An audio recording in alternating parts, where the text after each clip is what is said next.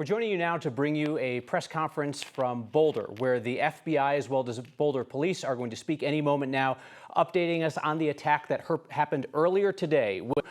Walking in support of the Israeli hostages in Gaza was attacked by a lone man. This happened around 1:30 this afternoon on the Pearl Street Mall in Boulder.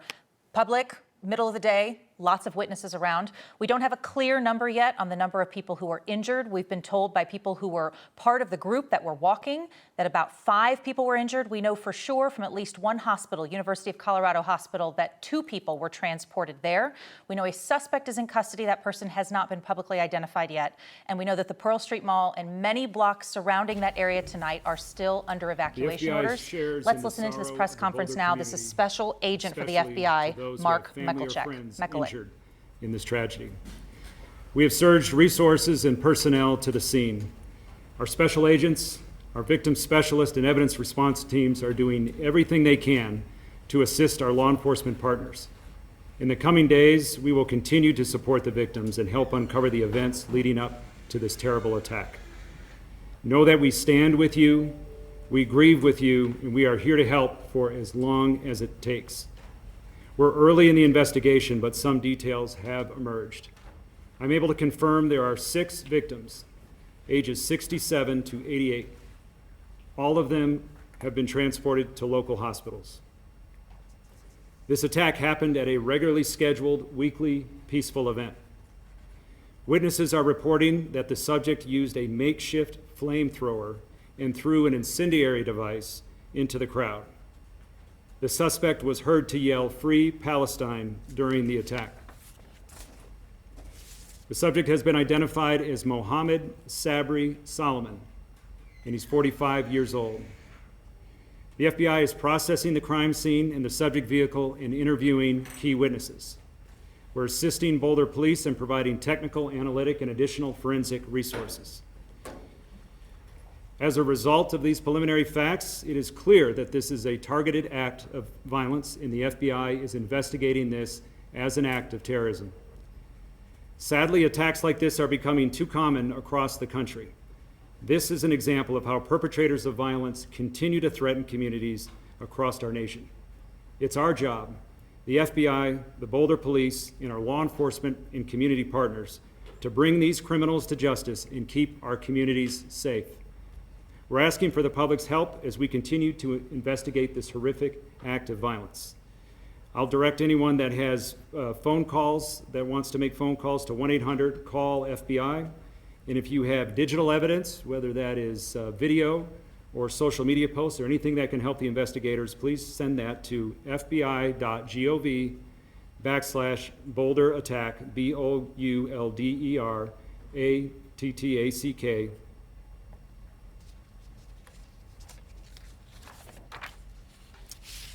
Our strength as a society comes from our shared values and our commitment to protecting one another. Any attempt to protect, any attempt to divide us through fear or harm has no place in Boulder, in Colorado, or anywhere in our nation. We stand in full solidarity with those targeted, and we will continue to ensure that justice is pursued swiftly, that support is provided to victims and their communities, and preventative action is taken to protect everyone's safety. And I'll turn it over to Boulder Police Chief Redford. Thank you, Special Agent in Charge. As was mentioned, my name is Stephen Redfern. I serve as the police chief here in Boulder. I want to thank, first and foremost, the FBI for their swift response today and our partnerships which preceded this attack today. We are very grateful for their assistance and we'll be working hand in hand moving forward. I want to give first an update on the scene. As many of you are aware, we have several blocks closed off in downtown Boulder surrounding the courthouse. We are still clearing that area for devices. We have multiple teams of K9 and our bomb squad and hazmat teams in that area. I cannot at this point give you an estimated time for opening of that area downtown. We're hopeful it will be this evening. We understand that people's vehicles are in that area that's closed and they'd like to get them. Please follow the Boulder Police Twitter account or other social media as well. We will report on that when we open that area. we want to be reasonably sure as best as we can before we open the area and let people go back there to businesses to get their vehicles, that it is as safe as possible. The courthouse, I will announce, the courthouse will be closed tomorrow. There is business in that courthouse through the Boulder County. It will be closed tomorrow as we continue this investigation. Just a couple of mentions. We know there's other events, including things going on this evening in town and in the coming week, and we are ensuring that we have resources there at those events to ensure that people are able to go about their business safely in light of this attack. But as always, we urge people to call 911, call us if they see suspicious behavior, if they see someone that's acting in a manner that appears to be suspicious. We would like to receive that call, go out and verify whether somebody's behavior is malicious or not. I want to thank our law enforcement partners. I started by thanking the FBI, but when this call came out today, we asked for help from all of our partnering agencies, some of whom are here today, and I can't thank you enough. It's not the first time we've had to do that here in Boulder, and it's not the first time that we've had to do that in the metro area. And the special agent in charge referenced partnerships. When we put out the call today, we had a lot of help, both locally and from the region, and I really can't thank our partners enough. Also, I would be remiss if I didn't mention the first responders today. When this call came out today, our officers rushed as quickly as they could somewhere close to the area, and they immediately ran into a chaotic situation where a man was throwing Molotov cocktails and using other devices to hurt people. Our officers, as they're trained, immediately interacted with the suspect, took him into custody, and then began rendering aid to those victims. And I'm very proud of our response today. I'm very proud of our partners as well with the fire department and well as American Medical Response.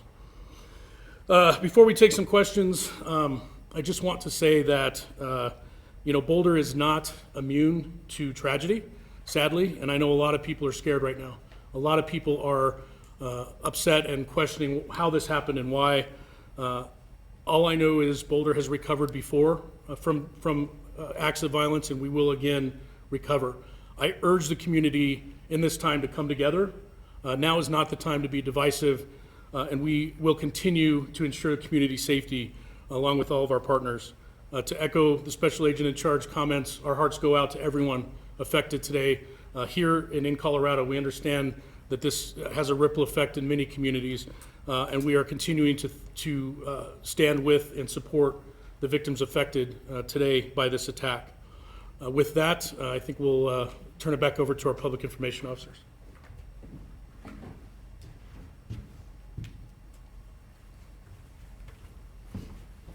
We've got time for a few questions. I'll call on some folks. Vicki, I have a Sure. question for Special Agent McCulloch.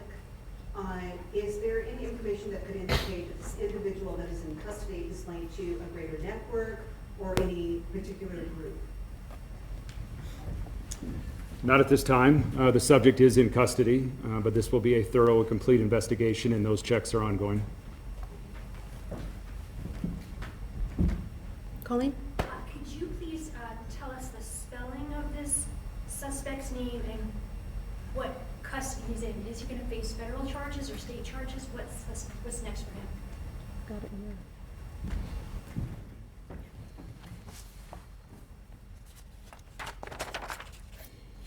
His name is spelled Mohamed, M-O-H-A-M-E-D, Sabry, S-A-B-R-Y, Soliman, S-O-L-I-M-A-N. And we are early in the investigative process. Both teams are working side by side collaboratively, and we'll see where the investigation goes. Yeah, KOA. For the chief, any update on victims' conditions, how they're doing? Yes, and I'm not sure if we stated prior, but it's been reported to us that the victims' age ranged from about 67 to 88, I believe we mentioned. We know that 4 of those victims were taken to Boulder Community Hospital and remain there or have been released. I don't know the status of that. 2 additional victims were airlifted to the Denver metro area, I believe to Aurora Hospital burn unit. At this time, all 6 victims are still being treated. And again, our thoughts are heavily focused on their recovery right now. Anything on the So the question was about the condition of the victims. The last update I had is that at least one victim was very seriously injured, probably safe to say critical condition, and then other victims received more minor injuries. I think there's a wide range, but I'm not, we haven't talked to doctors yet and gotten an actual rundown of specific injuries. That doesn't include the suspect, does it? The suspect was injured. The suspect was taken to the hospital and he was examined there as well. I'm not sure if he's been taken to the correctional facility yet or not. One more question? There are people online who interview witnesses that say there was a second attacker. Can you speak to that at all? What I can say, and I will say that, you know, I've been involved in several of these mass casualty events in my career, and there is almost always reports of multiple suspects. It's very typical. We did receive reports of differing descriptions. From everything we know in the witness briefings and interviews that we've done at this point, we do not believe that there is an additional suspect at large. We're not going to say that with absolute certainty because we're still conducting a lot of interviews, but we believe that the initial report of 2 suspects, we have not been able to confirm that, and we're fairly confident we have the lone suspect in custody. All right, so we also had a question. You've been listening to a briefing from Boulder Police and FBI Denver regarding the attack in Boulder today, which the FBI is treating as a terrorist attack. A man attacked a group of supporters of the Israeli hostages in Gaza, saying "Free Palestine," attacking them with a makeshift flamethrower and incendiary device. The Boulder County DA, Michael Doherty, stepped up to speak. Let's listen in. In our community. I also want to recognize the community members who responded and tried to render aid in the moments after this horrific attack took place, as well as who helped law enforcement, which acted with great courage in apprehending the suspect who is now in custody. I will emphasize that we're in the very early stages here, but the response by federal, state, and local officials is underway, and I greatly appreciate the work of the Federal Bureau of Investigation. There are many agents. We have the Colorado State Patrol here, Boulder County Sheriff's Office, and of course, the Boulder Police Department. They are working hand in hand to ensure that we secure all the evidence, all the information, and all the witness statements we need to hold the attacker fully accountable. That is my promise, to hold the attacker fully accountable. The U.S. Attorney's Office and my office have a strong working relationship. We've worked on cases in the past. And as you know, when it's a mass attack, whether it be King Soopers, Club Q, Planned Parenthood, the list goes on, and unfortunately and tragically, that list is too long for the state of Colorado. But from those experiences, we have forged really strong working relationships and ensuring that we do everything possible, everything we can do and need to do to secure justice for the victims, their family members, and the Boulder community, as well as the state of Colorado. So we're in close communication with the U.S. Attorney's Office. The U.S. Attorney and I just spoke on the phone again now, and in the coming days, decisions will be made about what charges to file and where. There's a couple different options, but what I would stress now, most importantly, is we are fully united 100% in making sure the charges we bring hold the attacker fully accountable. Thank you very much. That was Boulder County District Attorney thank Michael you Doherty all for there coming. talking about that community and his office's history of handling mass casualty incidents, of which there have been a number. Notable in what he said there is that it's too early to determine how charges will be filed, alluding to obviously that there would be routes for federal charges, there could be routes for state level charges, and that'll be a decision made later on down the road as federal investigators, federal prosecutors work with his office. Let's talk about the suspect who was identified in this press conference today. Mohamed Soliman, 45 years old. We were told that he was injured and taken to the hospital. It's unclear the extent of his injuries. And the interaction that happened between this suspect, who police are identifying as Soliman, and the people who were involved in this march, which they have described as a march to keep the Israeli hostages kind of front of mind in the community. It's a weekly march that happens. An awareness march. Happens in Boulder, and happens in communities across the country and around the world, and has now for close to 2 years. That this man Soliman confronts the people in the march.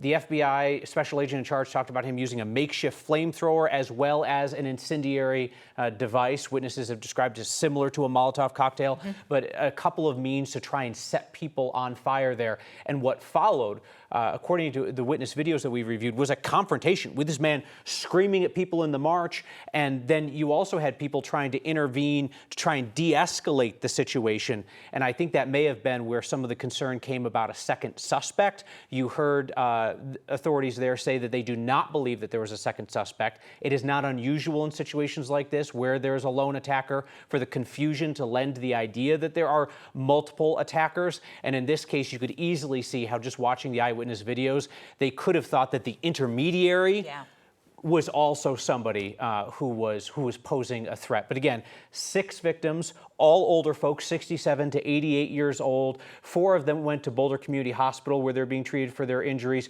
2 folks more seriously injured were airlifted down to the Denver or Aurora area for further treatment. And you heard the police chief say that 1 person out of the 6 has injuries that could be described as critical, the most serious injuries. Absolutely. They still have the area down there partially closed off as they're investigating. They said that they're looking, investigators still clearing for devices. They've got a bomb squad out there. We've had reporters out there all night talking about the real disruption to the whole area. I mean, pedestrian, businesses, and that's all blocked off still at this point. Certainly something we'll keep you updated on.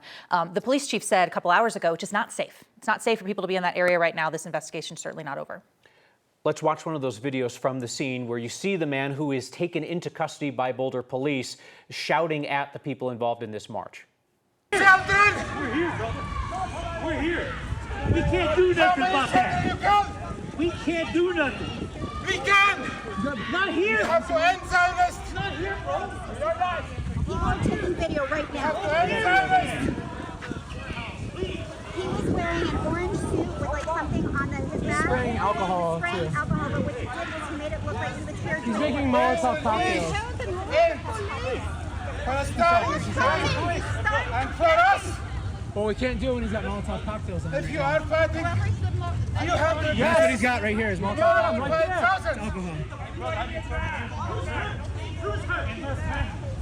Alcohol. Yeah, get back, Mom. So there you saw the man in the gray shirt who was up in front of him. That was the man who was trying to de-escalate the situation, if you could even use this word, because this video appears to be in the moments after several people were set on fire. You see them being tended to in the background. The folks in the red shirts, the group that organizes these weekly marches is called Run for Their Lives, and they ask people to wear their red shirts or the color red in remembrance of the Israeli hostages in Gaza. So that's who those folks are. They're wearing red. But obviously, as police were called, and it was shortly after this that this man was taken into custody initially by a lone Boulder police officer, it appeared. There is this interchange where he's shouting at folks, and many of them are taking cell phone videos. They're calling for help, and a few of them are trying to get him to calm down. But clearly, he still has something in his hands that at least folks there in the crowd believed to be an incendiary device after he had already set people on fire. You can see scorch marks on the concrete out there, as well as some fire in the grass. We were told by some folks that were involved with this organization that does these walks every week that, I mean, these aren't, we don't know the level of injuries, but we know that some people were burned, and it was to level where people are described as rolling around trying to get this fire out, taking off pieces of clothing, not just small little burns. So that's something certainly we're going to continue to ask about as we look at how what we're talking about with these 6 victims here. Again, all older, 67 to 88, 4 of which taken to a hospital in Boulder, 2 airlifted to the metro area for a burn unit. University of Colorado Hospital said they took in 2 patients here in Aurora. You heard the FBI special agent in charge talk about the fact that this incident has not happened in isolation, that there have been a number of anti-Semitic attacks around the country in recent weeks. Most notably was the killing of 2 Israeli embassy workers in Washington, D.C. I believe that was last week. But that is also not the only incident of its kind in terms of violence directed at people in public who are either Jewish or perceived to be supportive of the state of Israel. And certainly different folks at that march might have had different motivations. They might have had different backgrounds, but were perceived to be in support of Israel. That man there, as the FBI said, was shouting "Free Palestine." That's something that we've seen in another video as well. And he's yelling about the war. He's yelling about the war in Gaza immediately following that attack. Yep. There were some questions early on about would this be considered the investigation targeted or not. FBI saying very clearly they are looking at this as a targeted act of violence, terrorism. That's what they're very clear on that now. Yep, and the idea of combating anti-Semitism has been a focus of the Trump administration on a number of fronts, one being investigations of acts of violence. It's also permeated a lot of other Trump administration policies as they relate to free speech and higher education and things like that. But certainly as it relates to acts of violence, that has been a key focus of the Trump administration. Already has their attention as you have high-level FBI leaders who were posting social media messages about this attack before Boulder Police even came out and talked about it. They were clued into this from the start, and it is clear it's going to be a high priority for them moving forward. We will rejoin you here on KTVD Channel 20 and streaming on 9 News Plus at 9 o'clock with the latest updates to come across the networks of 9 News between now and then. We'll see you then.